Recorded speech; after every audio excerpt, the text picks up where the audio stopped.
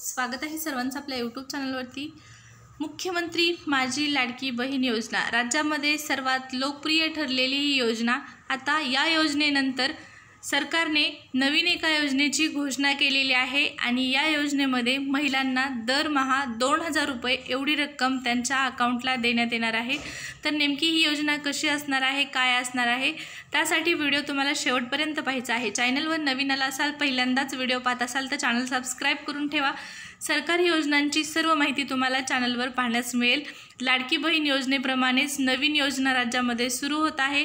नेमकी कशी असणार आहे ही योजना, पाहूया सविस्तर माहिती।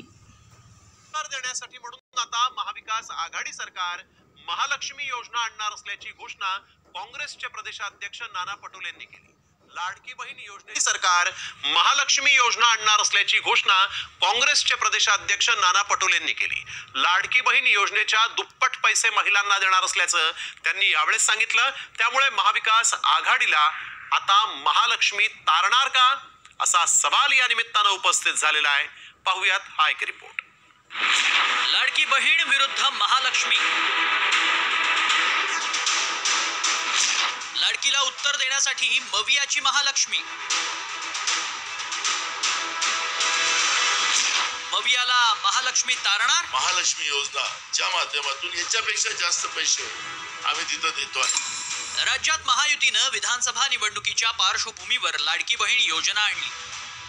या योजनेसाठी पैसा कुठून आणणार, असा सवाल मवियानं सरकारला वारंवार केला।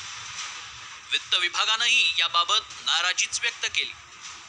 मात्र आता मवियानंही निवडणूक जिंकण्यासाठी यापेक्षा दुप्पट पैसे देणाऱ्या महालक्ष्मी योजनेची घोषणा केली। मविया सत्तेत आल्यास कर्नाटकच्या धर्तीवर महालक्ष्मी योजना आणणार असल्याचं काँग्रेस प्रदेशाध्यक्ष नाना पटोले यांनी सांगितलं। तर लाडकी बहीण विरोधात कोर्टात जाणाऱ्या काँग्रेसला योजनेचं महत्त्व काय कळणार, असा सवाल भाजपनं केलाय। या लाडकी बहीणच्या माध्यमातून आम्ही तुम्हाला सांगतो की आमचं सरकार महाराष्ट्रामध्ये बिलकुल येणार। हे काळ्या दगडावरची पांढरी रेषा आहे आणि त्या माध्यमातून ही जी आहे योजना, या योजनेला याच्यापेक्षा जास्त पैसे देऊन आम्ही योजना पुढे नेण्याचा संकल्प आमचा आहे।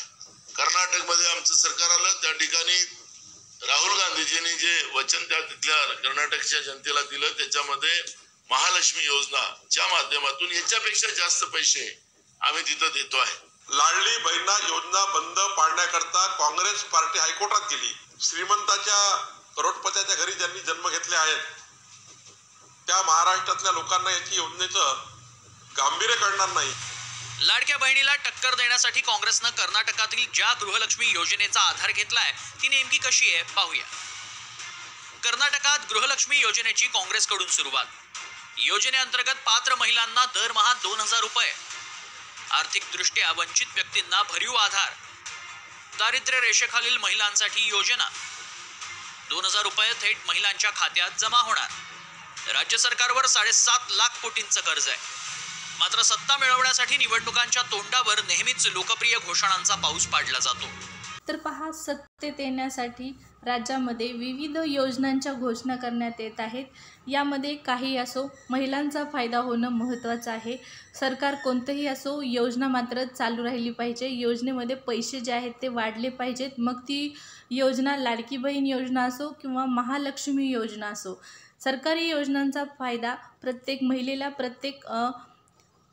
महिलेलाच नाही तर प्रत्येक या ठिकाणी महाराष्ट्रातील प्रत्येक व्यक्तीला मिळाला पाहिजे। मग ती योजना कोणतीही असो, नाव कोणतंही असो आणि सरकार कोणतंही असो, फायदा महाराष्ट्रातील जनतेचा झाला पाहिजे।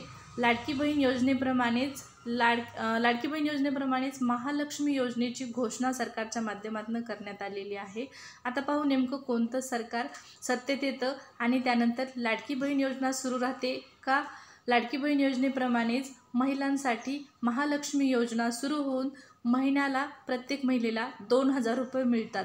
तर सविस्तर योजनांच्या अपडेट पाहण्यासाठी आपले चॅनल सबस्क्राइब करा। व्हिडिओ जर आवडले असेल तर लाईक करू शकता। परत भेटू एका नवीन अपडेटसह, तोपर्यंत धन्यवाद।